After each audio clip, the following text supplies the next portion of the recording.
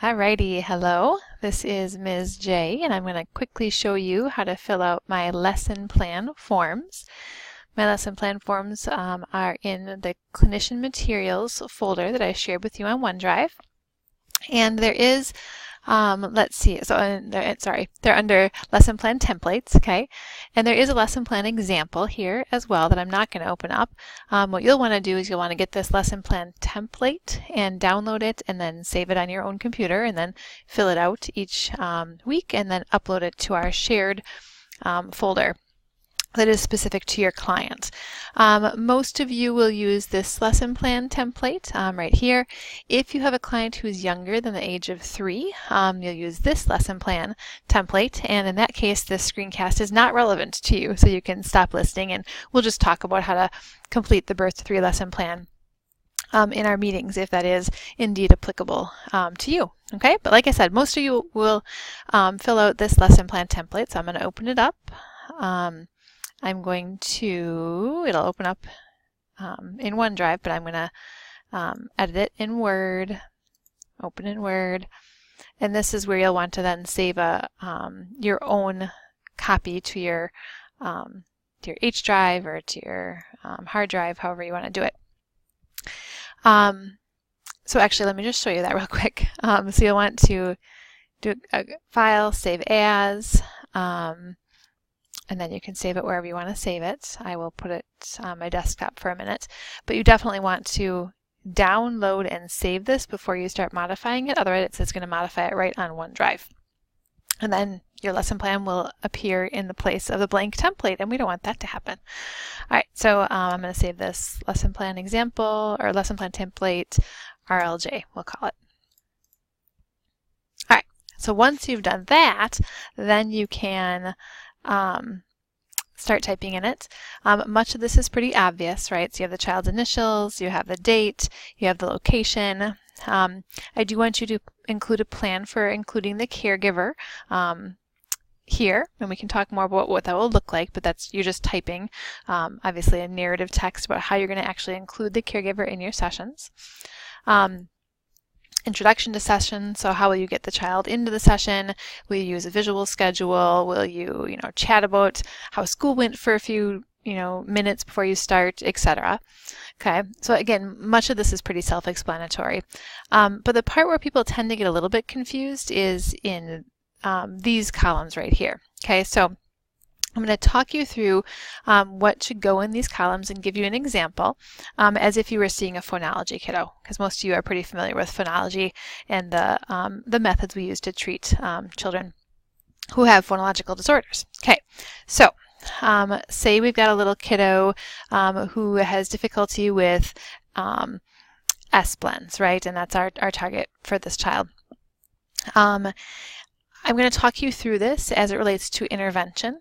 Okay, these lesson plans will look different when you're planning for diagnostics. Okay, so I'm going to talk you through what it will look like for intervention first, and then I'll circle back and talk about what it might look like for assessment as well. Okay, so we're going to pretend though that you've already assessed this child. You are going to be, again, targeting S blends with this little one, and specifically this week you're working on ST blends, okay, in the initial position.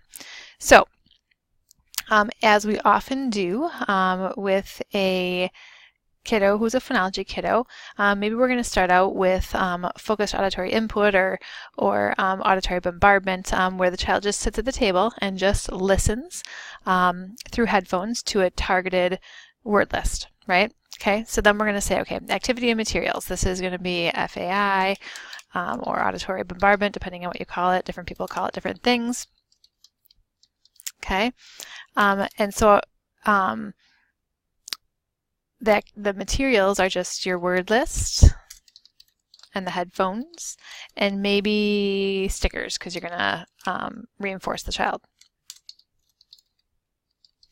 Okay, so you're going to type that there.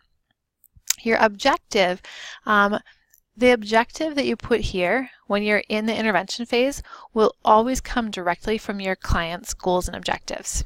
Okay, so you're going to develop goals and objectives for your client. You'll have LTOs and STOs, right? And you should put the specific STO that is being addressed during this activity in this box. So say our STO for this child is that JP will produce ST blends with 80% accuracy over at least 10 different word productions. Okay.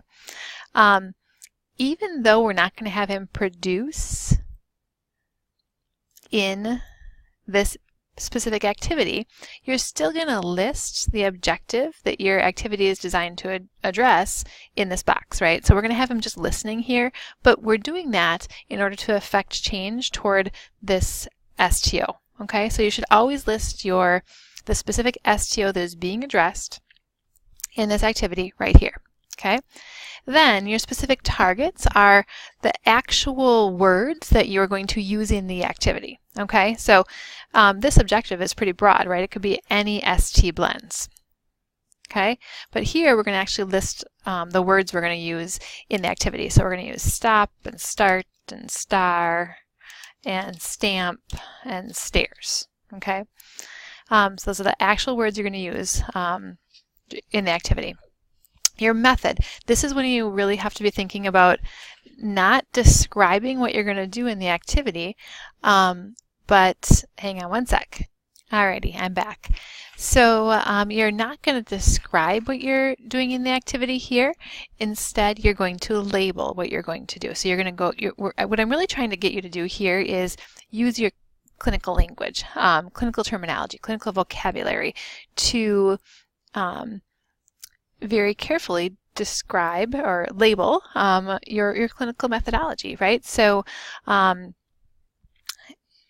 in this case, what we're going to do, we already mentioned in our first box, is we're going to use FAI or auditory bombardment.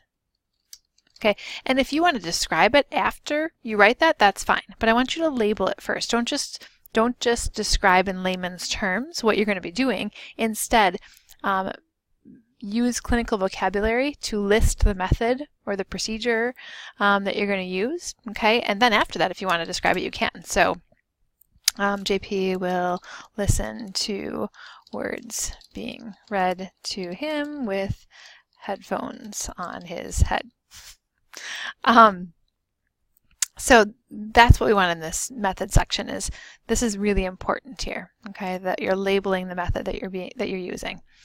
All right, and then this last column here says, do you expect the child to respond in the moment? So are you requiring that the child produce a response in the moment? Okay.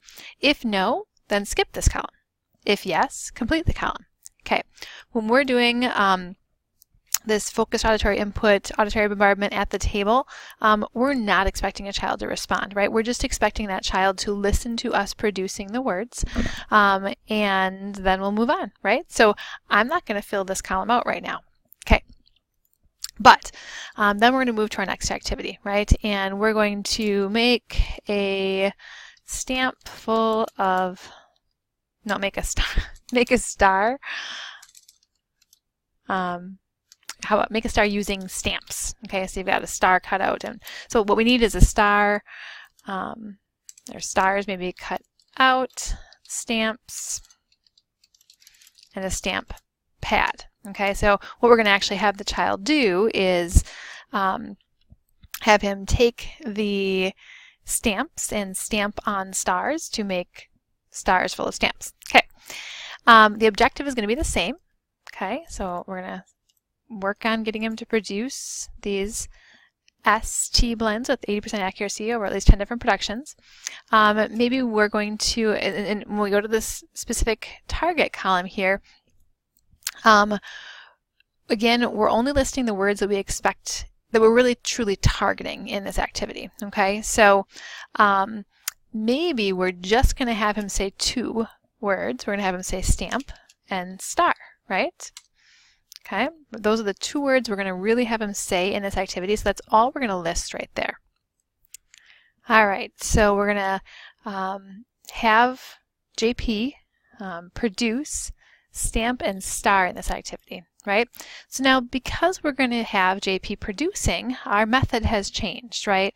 So we're going to use what we can call production practice. Production practice, okay? We're also going to use direct models, okay? And we're going to move to indirect, or maybe we'll move to a visual and phonemic cue as he gains success with productions, okay? So direct models at first, and then we'll move to visual and phonemic cues as he gains success with productions, okay? And maybe what we're going to do is we're also going to use maybe recasts of any of his aired productions, okay? So that means essentially that if he produces one of the if he's talking spontaneously and he produces one of our target words or any ST word inaccurately, we're going to recast that for him, okay? So we're going to say it again for him, but say it correctly. All right, so now because we're going to be using production practice, now we do have to fill out this column, right? And there's actually 3 little columns within this broader column, right? And the first question is, how will you elicit the behavior? So how are you going to get this behavior to occur, right? So what I'm going to do is I'm going to have the stamps in a clear bin and have him request a stamp when he wants a new one.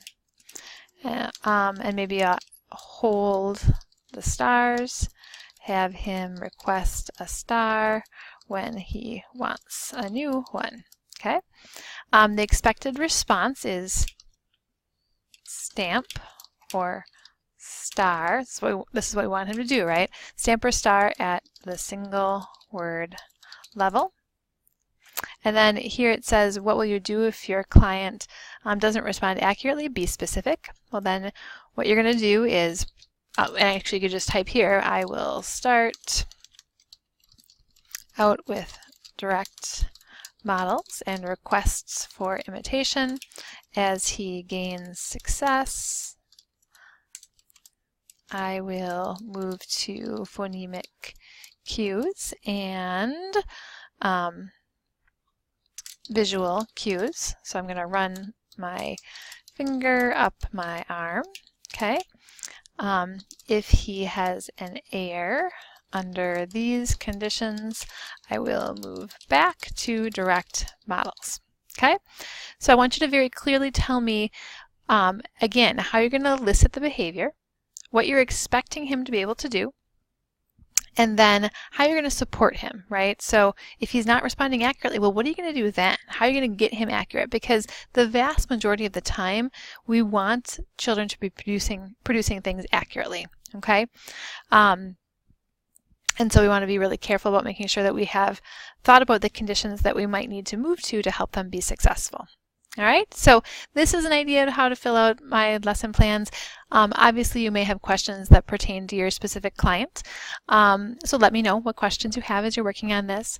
Oh, I did promise you that I would circle back to how to do this for assessment. So for assessment, say you're going to do the self-P, okay, the self-preschool. You're just going to list, okay, the materials, self-P. Your objective is going to be whatever you're trying to do with that test. So to assess receptive and expressive language. You're not going to have specific targets for assessment. Your methods, or your methods, will relate to the type of test you've chosen, right? So you might have formal standardized testing here, okay? And much of the time, oops, hang on one second. Much of the time, the answers to these questions for assessment they're going to be pretty straightforward and pretty simple. So how will you elicit the behavior? By following the directions in the self, and what's the expected behavior? answer the questions, follow the directions on, I cannot spell today, directions as related to the self. And then what will you do if he doesn't respond accurately? In this case, we're maybe thinking about challenging behaviors, right? So what are you going to do if the child says, no, I'm not going to do that, or starts getting really wiggly in his chair? You might want to describe some of those things there. And speaking of that, you might want to also, bring with you a sticker, maybe a visual schedule, and a sticker chart. Reinforce with stickers after every 5 responses or something like that, right? Well, we could put this over here in the methods actually. Okay, because reinforcement is a method. But this, it's important to fill this out for your assessment plans as well, because even though sometimes it'll be pretty straightforward with standardized testing, it might not be so straightforward. So you might have you might plan to get a language sample, right? And you're going to bring the barn and dolls and stickers and the iPad. Okay, and your objective is to obtain a language sample. You don't have targets yet because targets are just related to intervention. Now your method is informal language assessment. Okay, how will you elicit the behavior? Well, in this case, you're going to play with the child, engage in parallel play, limit close-ended questions, respond to child comments, things like that. Okay, expected response is child will talk, fingers crossed. But then also you have to be ready, what if the child doesn't talk? What if he's really, really quiet? What are you going to do, right? So you want to explain that here. So, okay, we are 17 minutes into this screencast, which I intended to be like 5 minutes long. But apparently there was a lot to say. So hopefully this is helpful. Again, if you have questions for me, just let me know, okay? Okay. Have fun.